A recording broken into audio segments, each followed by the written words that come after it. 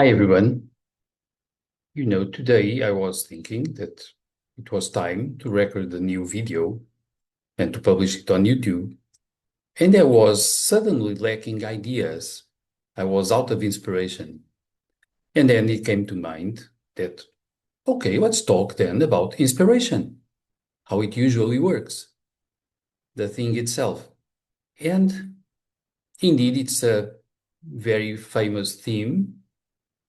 We know that traditions tell us about a visit from the divine or the muses or some special spiritual force that brings us inspiration then. It helps us becoming creative. It gives new energy, new ideas to us. Indeed, we know that lots of classical musicians, the big ones, talked about receiving their inspiration, their ideas for music from gods, the god or the gods or the angels or some supernatural high level entity.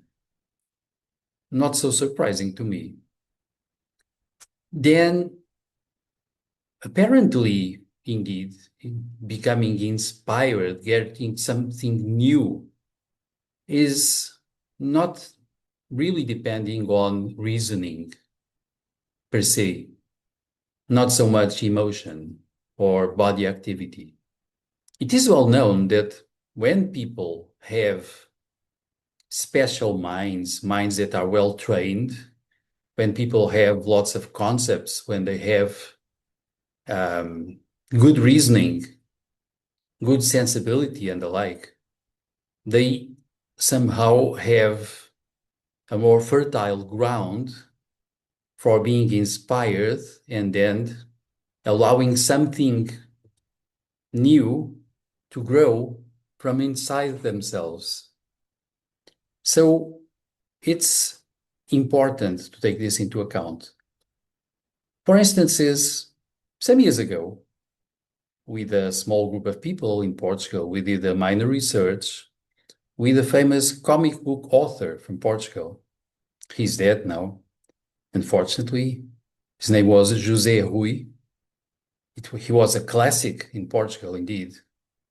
And this author was invited by us to a little laboratory.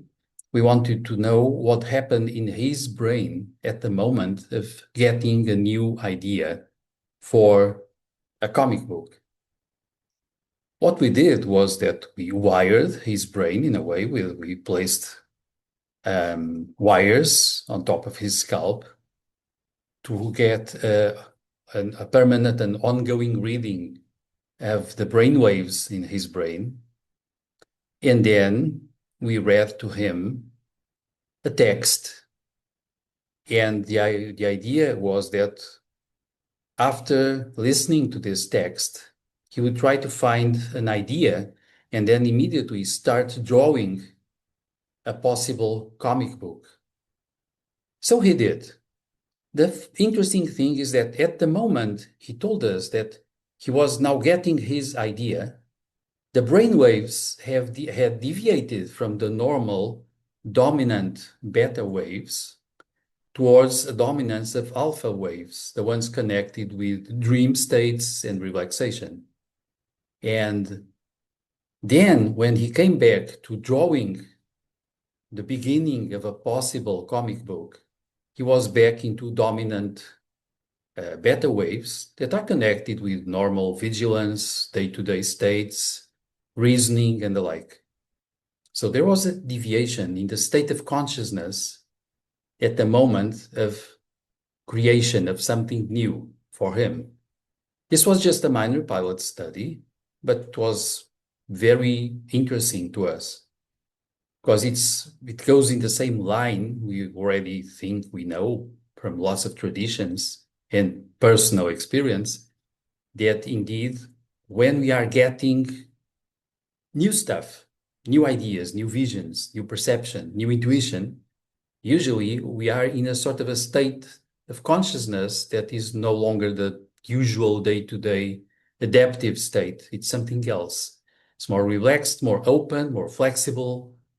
We are opening and we are sort of stopping or slowing down the usual reasoning so that something else can come to us or can arise. There are studies, scientific kind, showing us that indeed there is also, to some extent, an incremental nature to creativity, meaning that it's not just something that comes to us totally ready. Work is important, maybe necessary. It's good that we have a nice preparation, that our minds are really trained.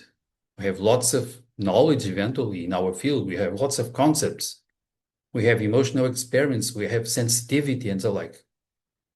Then we have the fertile ground.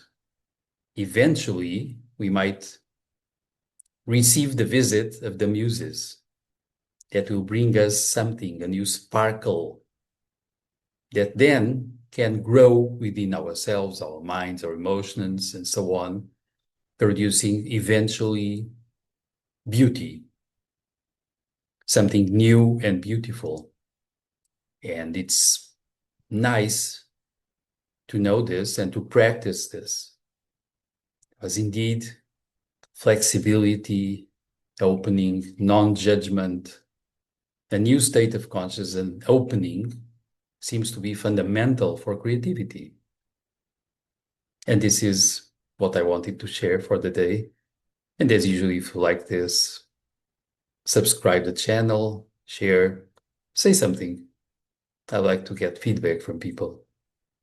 See you.